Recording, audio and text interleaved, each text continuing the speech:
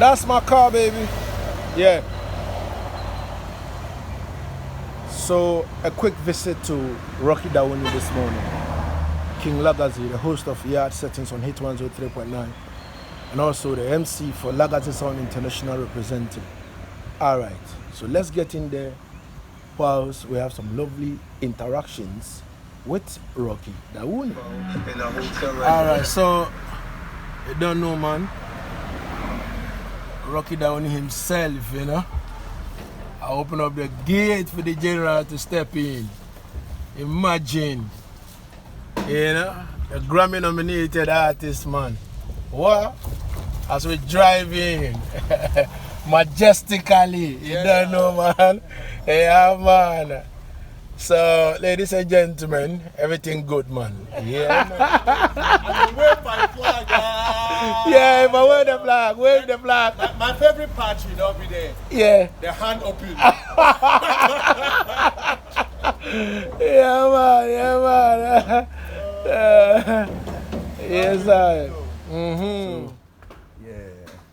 Yeah, King Lagaze, yes, Rocky Dawuni. Yeah, man. Yeah, right now, having Lagaze, present here. You see it? Spending a very calm day right here in Eburi. Definitely. And, as you can see, the view right there, out there, Accra is down over there, and just being in a space where it can be creative, it can be inspiring, This is something that we all have one way or the other in our traditional homes or in our villages, and there's some bush forest, some cool place there where we go clear our mind, then also expand our mind and find ourselves, So, Africans here, we get that blessing. Many people you go, they don't even get ownership of that kind of stuff. We do. We have it everywhere. So for embrace them now, shall that be our wealth, Definitely. Yeah. Rocky Dawuni in the place. Yes, I. Ghana would like to know how the Voice of Bumbon EP is doing on the market. Well, the album is doing incredible because for me, with every project, the ultimate intention of my albums is that they have to be relevant to the times. At the same time, too, they have to be a reach into the future. And I am also not an artist that does works just because I want immediate, shall I say, results. I mean, I like immediate results, but at the same time, too, you do things for posterity and also for the future. So the Voice of Bumbon was really an album that I explored traditional Ghanaian music. I explored our cultural sounds.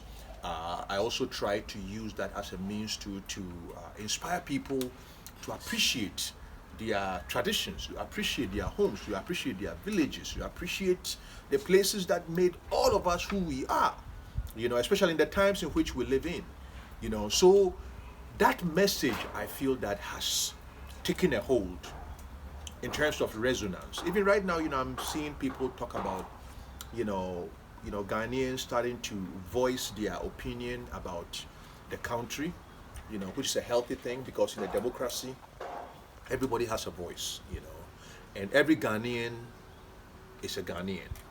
So Ghana is not the exclusivity of one, philosophical perspective or one political establishment or political party. Ghana is for all of us. So we all have to, if we're feeling pain, we have to be able to express it. If we're feeling, a certain level of being stifled, we have to be able to, and that is what helps a nation grow, because you have all the information and you know what all your citizenry are going through. So this record, I feel that Voice of Bumbon was a means that everybody has a voice. I have a voice. My voice represents my people, my traditions. You have a voice. So what are you using your voice for today? You use your voice to articulate what you see. But at the same time, to use your voice to also acknowledge your own responsibility, not to yourself, but also to your community and to your country. we're talking about moving our country forward. But our country, when we talk about our country, it's not one person. It will take all of us.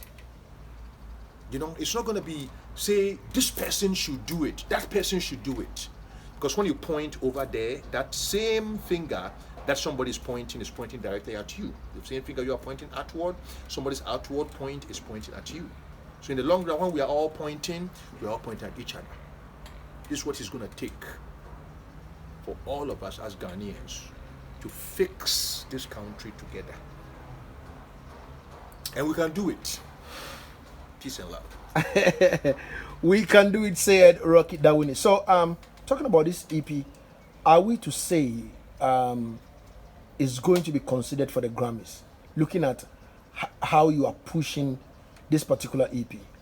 Oh, yes. Every album that, you bring out, obviously, when the time comes. And I think that this album has done a lot in terms of, this EP has done a lot in terms of its cultural importance, its acceptance, the videos, and how far and wide, it has really impacted the consideration. I totally trust that, this album obviously is going to be, is eligible to be considered for the Grammy, and we're going to push for that. So I also ask for the support of, Ghanaians, that they should keep listening, streaming, sharing, and enjoying the incredible tapestry of sounds that are contained in this album.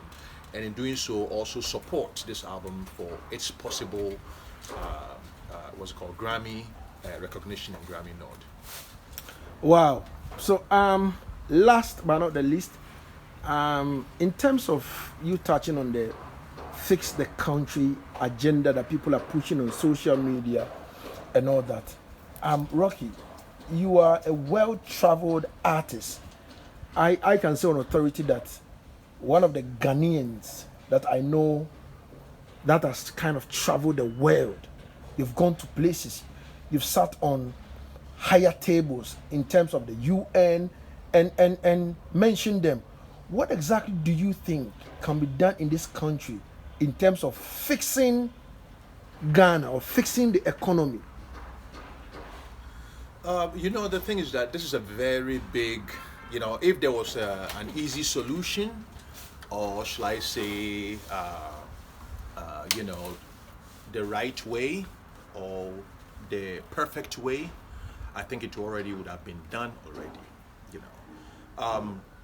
To fix a system, first of all, you have to be able to diagnose what is wrong with the system, or else you can't fix something that you don't even know the level of, shall I say, issues, or the level at which it has been compromised.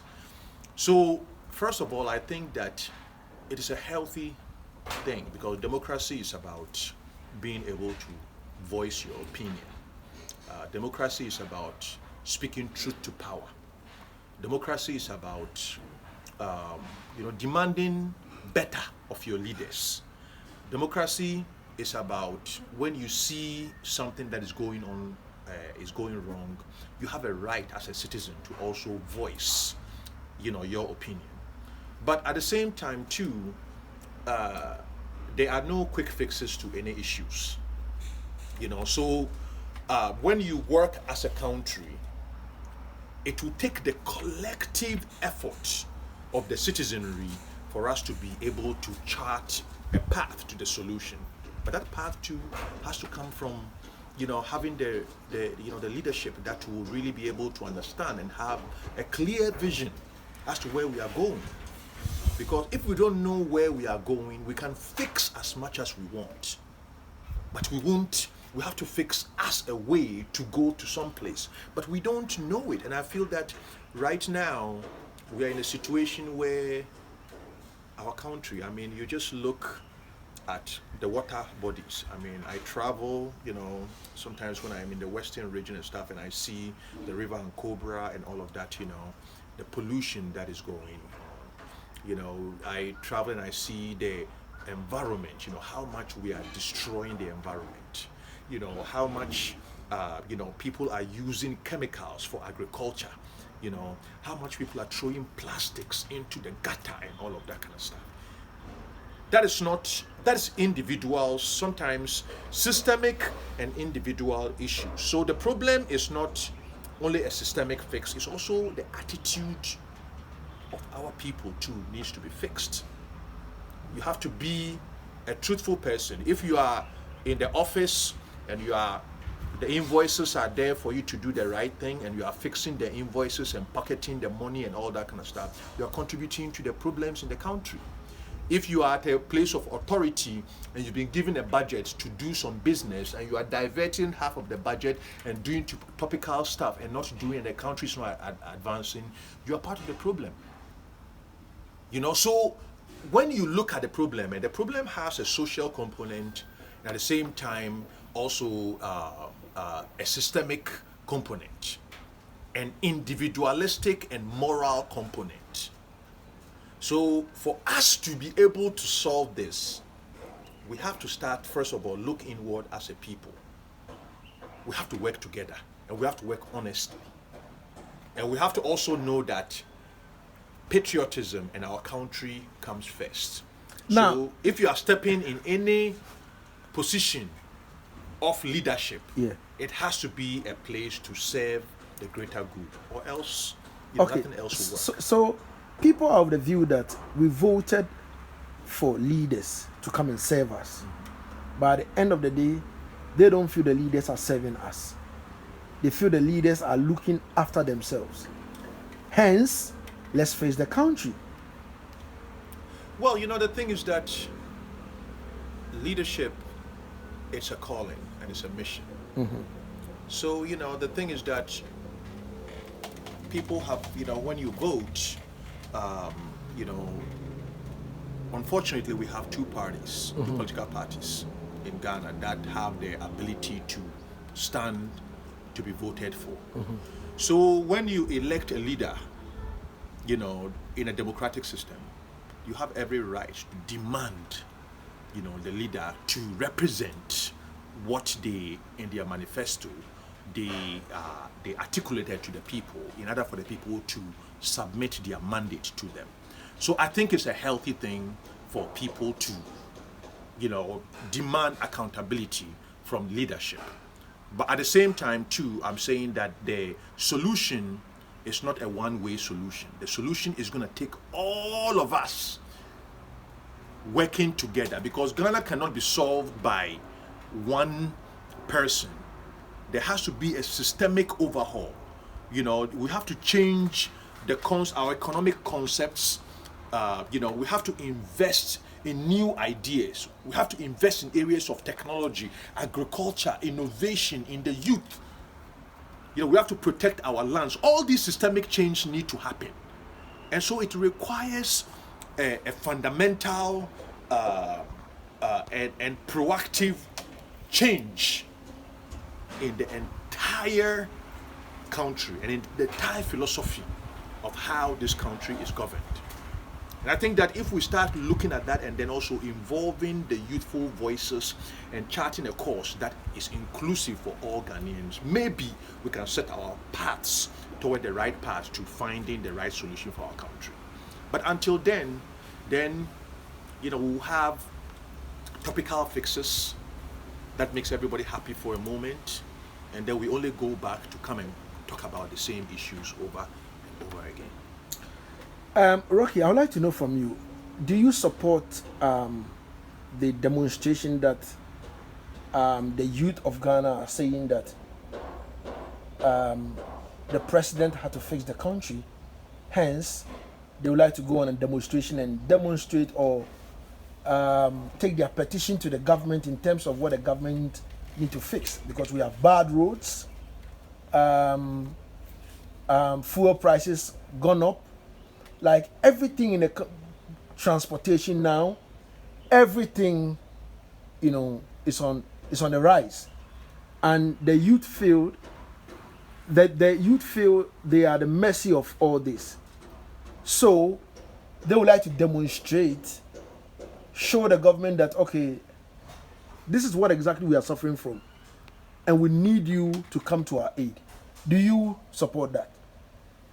Well, the thing is that with every demonstration, I have not actually heard about this demonstration, so Okay. I don't know. It's supposed to. It's Yeah. supposed to happen on, No, no. on My, the my 9th. whole my whole thing is that when you want to demonstrate, you have to be clear in your objective as to what you want, as to what you want to achieve with those demonstrations. I understand the frustration of the youth. I understand the frustration, because the frustrations of everybody is frustrated. We have gone through an era of economies being shut down. People's livelihoods are gone. Everybody's feeling the weight. People can't even put food on their table. There's a lot of frustrations, and then compounded by taxation and also increase in fuel prices. It's the burden that already was on the shoulders of people has become even heavier. But as to the means by which you articulate those, I will not sit, because I don't know who or what is being organized, but I support the right of every Ghanaian to be able to speak their mind, because that is what democracy is about, to be able to voice your opinion, to be able to be part of the process, to be able to, whatever is going on with you, to speak it out without anybody saying, because you are expressing it, then that means that you are for or against a government. No, it's about, we all need to talk and try to work on the country, but it has to be a collective thing that we all work to do that. So, sometimes I don't think that when you step, the solution to those things, they are so complicated that the solutions are much more stepping into the street and doing all of that. Which is, people, if people want to do that, that's fine.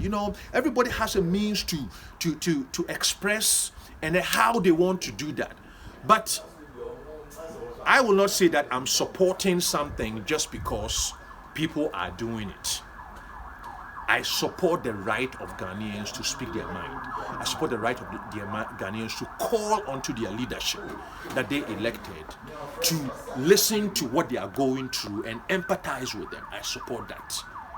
But the means by which I do is that I know that already, whatever, the Ghanaian youth are talking about, it's gaining traction, So, and I think the leaders are taking notice, and they have to, because whether you like it or not, it's your people that are talking, so you have to listen to it and then try to engage your people and try to figure out how you walk towards a direction that rectifies that without isolating the problem and pretending that the problem doesn't exist.